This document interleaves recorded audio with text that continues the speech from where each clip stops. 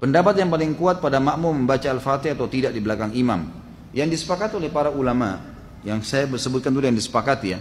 Yang disepakati adalah kalau sholatnya sir, tidak ngerasin suara, seperti misalnya duhur, asar, kemudian rakaat ketiga maghrib dan 2 rakaat terakhir isya, gitu kan?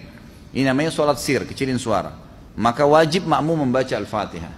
Wajib makmum membaca Al-Fatihah, gitu kan?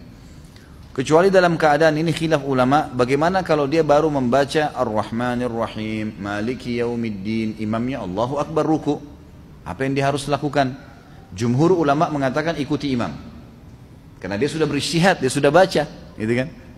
Tapi tidak selesai, sama dengan orang masbuk, baru Allahu Akbar, imamnya kita baru baca 2 Al-Fatihah sudah ruku.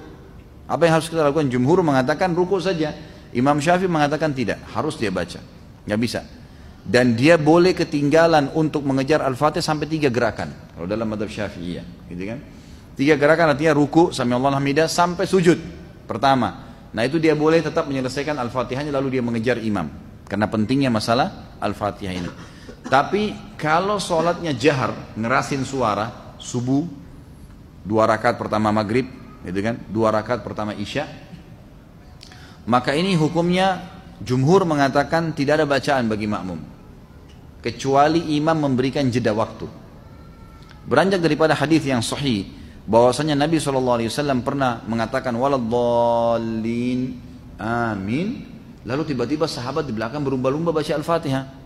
Jadi ada suara bergemuruh gitu. Sehingga bacaan Nabi SAW, Nabi sendiri terganggu SAW, dan makmum juga tidak konsentrasi dengar bacaan ayatnya beliau. Beliau begitu salam lalu beliau mengatakan, mali unazi', kenapa tadi saya diganggu dengan bacaan kalian? Kata perawi hadisnya, kalau saya tidak salah, Abdullah bin Umar radhiyallahu anhu berkata, mulai semenjak itu saya tidak pernah lagi membaca Al-Fatihah di belakang Nabi SAW kalau sholatnya jahar, kalau sholatnya ngerasin suara gitu. Ulama-ulama seperti Imam Syafi'i rahimahullah melihat bahwasanya orang yang membaca Al-Fatihah, baik sholatnya jahar, kerasin suara atau sir, itu wajib. Beranjak daripada hadis Nabi SAW yang berbunyi, tidak ada sholat bagi orang yang tidak membaca Al-Fatihah. Maka beliau tidak membedakan antara sholat berjamaah atau sholat sendiri. Ya, kalau sholat sendiri mutlak harus baca ya, tidak boleh sama sekali tinggalkan Al-Fatihah. Batal sholatnya kalau tinggalkan Al-Fatihah. Kalau sholat berjamaah, sebagaimana saya sebutkan tadi, khilaf diantara ulama itu. Imam Syafi'i semuanya, mau sholatnya jahar atau sir, semuanya harus membaca Al-Fatihah.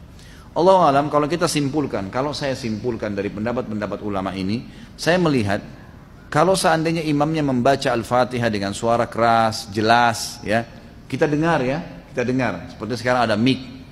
Lain kalau mati lampu gelap, tidak kedengaran suara atau kita terlalu jauh dari imam, itu lain. Walaupun sholat jahar tetap wajib baca Al-Fatihah tuh, karena kita tidak dengar.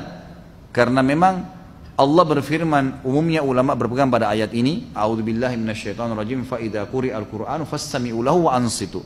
Kalau Al-Quran dibacakan, dengarkan baik-baik dan ya telitilah, jelihlah. Berarti kasusnya adalah kalau dengar.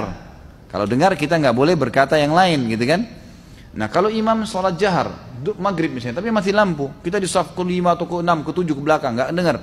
Atau sholat di belakang, perempuan nggak dengar sama sekali. Mereka tetap baca Al-Fatihah, selama tidak dengar. Tapi kalau mereka dengar Al-Fatihah itu, seperti tadi imam kita Masya Allah membaca misalnya, kita dengar. Dan pada saat mengatakan waladdallin, kemudian semua mengatakan amin. Begitu selesai amin, imamnya baca langsung surah. Nah ini Allahu alam, yang lebih dekat pendapat ulama mengatakan tidak lagi baca Al-Fatihah. Kembali kepada hadis, ya, bacaan imam adalah bacaan makmum. Itu sudah ada hadis yang menjelaskan masalah itu. Tapi kalau imamnya jeli dan dia lebih faham masalah fikih menjadi imam, adalah setelah waladdallin amin, imamnya diam jeda 7 ayat Al-Fatihah. Maka pada saat itu makmum silakan baca, gitu kan? Dia membacanya. Jadi ini tinggal tergantung bagaimana kondisi imam memberikan dia kesempatan. Allahu a'lam.